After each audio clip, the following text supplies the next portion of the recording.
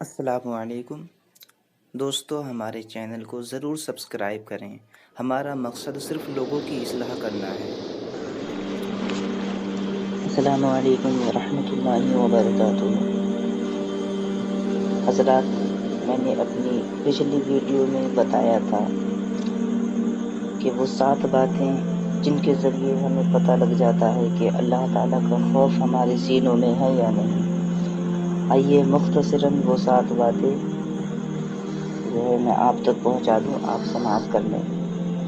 سب سے پہلی بات، انسان کی زبان غلط بیانی، غیبت، چغلی، تہمت اور فضول بولنے سے بچی ہو، اور اللہ تعالیٰ کا ذکر کرنے، تلاوت کلام پاک کرنے اور دینی علوم سیکھنے میں لگی ہو۔ یہ پہلی علامت ہے اللہ تعالیٰ کے خوف کی۔ دوسری علامت، انسان کے دل سے عداوت، بہتان، مسلمان بھائیوں کا حسد نکل جائے، کیونکہ حسد نیکیوں کو چاٹ جاتا ہے، جیسا کہ فرمان مصطفی ہے، الحسد یأکل الحسنات کما تأکل النار الحطب۔ آقا فرماتے ہیں حسد نیکیوں کو کھا جاتا ہے جیسے آگ لکڑی کو کھا جاتی ہے۔ جاننا چاہیے کہ حسد دل کی رذیل ترین بیماریوں میں سے ایک بیماری ہے، اور دل کی بیماریوں کا درما صرف علم و عمل سے ہی ہو سکتا ہے میرے پیارے۔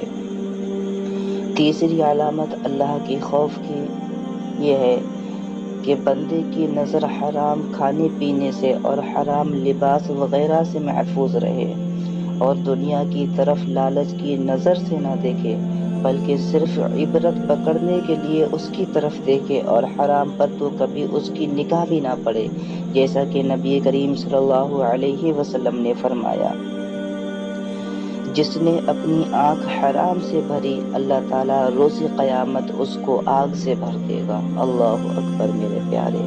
ہمیں اور آپ کو دیکھنا چاہیے کہ ہم حرام کوئی دولت کسی کی 1 روپیہ بھی ہم حرام کا تو نہیں لے کر کے آ رہے۔ یاد رکھنا، اگر ہماری کمائی میں فقط 1 سکہ بھی حرام کا ہے تو وہ ہمارے لیے آخرت میں ذریعہ عذاب بن سکتا ہے۔ چوتھی علامت اللہ کے خوف کی، انسان کے پیٹ میں حرام غذا نہ جائے، یہ گناہ کبیرہ ہے۔ آقا کریم صلی اللہ علیہ وسلم نے فرمایا، اذا وقعت لقمة من الحرام في بطن ابن آدم لعنه كل ملك في الأرض والسماء ما دامت تلك اللقمة في بطنه وإن مات على تلك الحالة فمأواه جہنم۔ حضور نبی کریم صلی اللہ علیہ وسلم نے فرمایا، بنی آدم کے پیٹ میں جب حرام کا لقمہ پڑا تو زمین و آسمان کا ہر فرشتہ اس پر لعنت کرے گا جب تک کہ وہ لقمہ اس کے پیٹ میں رہے گا، اور اگر اسی حالت میں وہ مر گیا تو اس کا ٹھکانہ جہنم ہوگا۔ اللہ رب العزت ہم سبوں کو اپنی پناہ میں رکھے۔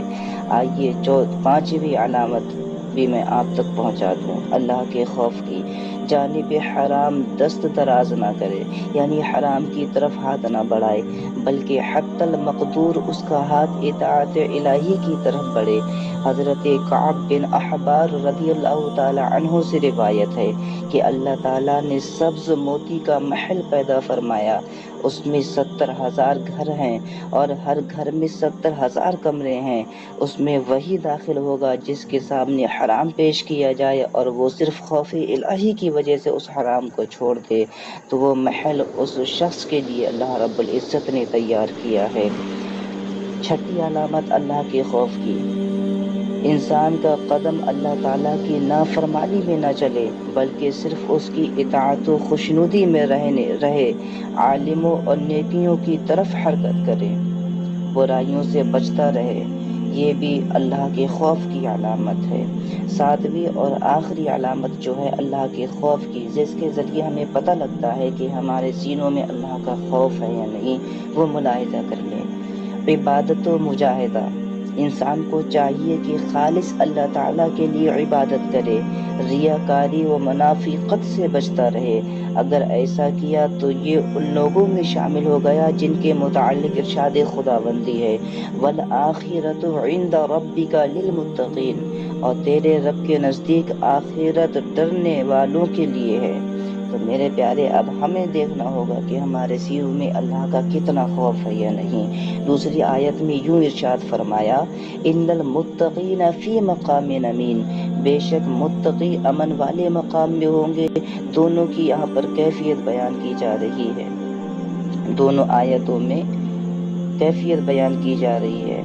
گویا خداوند تعالی یہ فرما رہا ہے کہ یہی لوگ متقی و پرہیزگار قیامت کے دن دوزخ سے چھٹکارا پائیں گے، اور ایماندار آدمی کو چاہیے کہ وہ بیم و رجا کے درمیان یعنی خوف اور امید کے درمیان رہے، وہی اللہ تعالیٰ کی رحمت کا امیدوار ہوگا اور اس سے مایوس و نا امید نہیں رہے گا۔ اللہ تعالیٰ نے فرمایا لا تقنطوا من رحمت اللہ، اللہ تعالیٰ کی رحمت سے نا امید نہ ہو، بس اللہ تعالیٰ کی عبادت کرے، برائی کے کاموں سے منہ موڑ لے اور اللہ تعالیٰ کی طرف ہمتاً متوجہ ہو جائے، تو انسان کی دنیا بھی سنور جائے گی اور اس کی آخرت بھی سنورتی نظر آئے گی۔